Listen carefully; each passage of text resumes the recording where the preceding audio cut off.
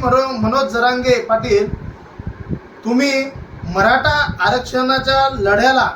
तीव्रधार करण्याच्या ऐवजी किंवा मराठा आरक्षण हे सफल करण्याच्या ऐवजी तुम्ही वारंवार फक्त मुंडे घराण्यावरतीच टीका करण्याचं काम करता आणि माजी मंत्री श्री धनंजय मुंडे साहेब यांच्यावर तुम्ही आजही एक टीका केली की मुंडे साहेबांचे चष्म्यातून एक डोळा बाहेर येतो, परंतु तुम्हाला मी सांगू इच्छितो की धनंजय मुंडे साहेबांचा एक डोळा बाहेर येत नसून 2 डोळे बाहेर येतात आणि ते डोळे फक्त या महाराष्ट्रातील गोरगरीब सर्वसामान्य जनतेच्या आणि बहुजनांच्या लेकराच्या हितासाठी, त्यांच्या उज्ज्वल भविष्यासाठी हे वारंवार डोळे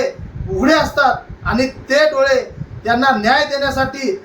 प्रत्येक वेळी सक्रिय असतात हे मी तुम्हाला आज रोजी सांगू इच्छितो। आणि तुम्हाला पुन्हा एकदा एक आव्हान करतो की यानंतर तुम्ही जर धनंजय मुंडे साहेबांच्या विरोधात जर टीका टिप्पणी केली तर त्याच टीका टिप्पणीच्या विरोधात प्रत्युत्तर देण्याचं काम हे धनंजय मुंडे साहेबांचे कार्यकर्ते केल्याशिवाय स्वस्थ बसणार आहेत हे